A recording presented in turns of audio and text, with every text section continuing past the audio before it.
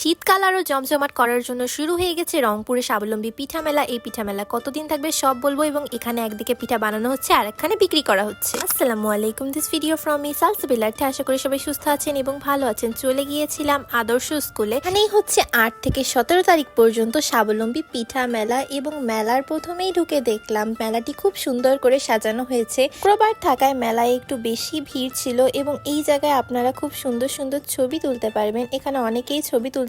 শীতকালের পিঠা মেলা এক অন্যরকম ভালো লাগা। এখানে বিভিন্ন ধরনের পিঠা সবাই বানিয়ে থাকে। বানাচ্ছিল চিতু পিঠা, কেউ বানাচ্ছিল ভাপা পিঠা, আরো অনেক অনেক ধরনের পিঠা। এখানে পিঠা এক জায়গায় বানানো হচ্ছে, আরেক জায়গায় পিঠা বিক্রি করা হচ্ছে। জিনিসটা আমি প্রথমবারের মতো দেখলাম, কারণ আমি সবসময় পিঠা মেলার মধ্যে দেখেছি যে স্টলের ভিতরেই পিঠাগুলো বানানো হয়। আমার কাছে এই জিনিসটা বেশ ভালো লেগেছে। আপনারা এখান থেকে গরম গরম পিঠা নিয়ে খেতে পারবেন। এখানে কিন্তু ছবি তোলার জন্য আলাদা একটা কর্নার ছিল, যেখানে স্বাবলম্বী পিঠা মেলা লেখা ছিল, এবং কৃষকদের মাথায় দেওয়া এই টুপিগুলোও ছিল। আমাদের কৃষক ভাইদের পরিশ্রমের জন্যই কিন্তু আমাদের বাংলায় আজ এই সোনার ফসল। তাদের পরিশ্রমের ফলই আমরা অন্ন হিসেবে গ্রহণ করে থাকি। যত বাড়ছিল এখানে মানুষের ভিড় তত বেশি হচ্ছিল। এখানে দুধ চিতই পিঠা, ছিটা পিঠা সবকিছুই ছিল।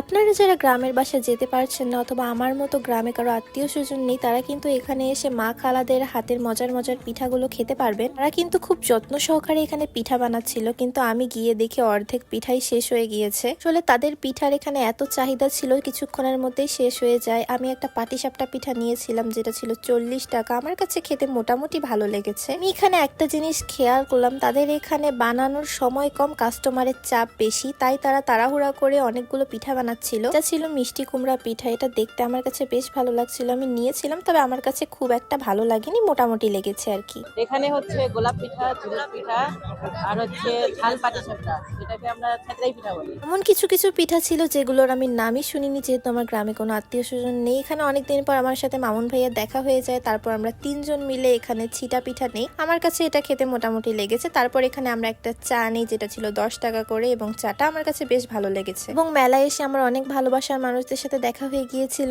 দেখা হয়ে আমার কাছে খুবই ভালো লেগেছিল। স্বাবলম্বী পিঠা মেলা কিন্তু 17 তারিখ পর্যন্ত থাকছে। আপনারা কিন্তু ফ্রেন্ডস এন্ড ফ্যামিলি মিলে এখানে যেতে পারেন। শীতকালের অন্যতম আকর্ষণই হচ্ছে পিঠা। আশা করি মেলায় গেলে আপনাদের ভালো লাগবে। তো আজকের ভিডিও এই পর্যন্তই। সবাই ভালো থাকবেন, সুস্থ থাকবেন। আল্লাহ হাফেজ।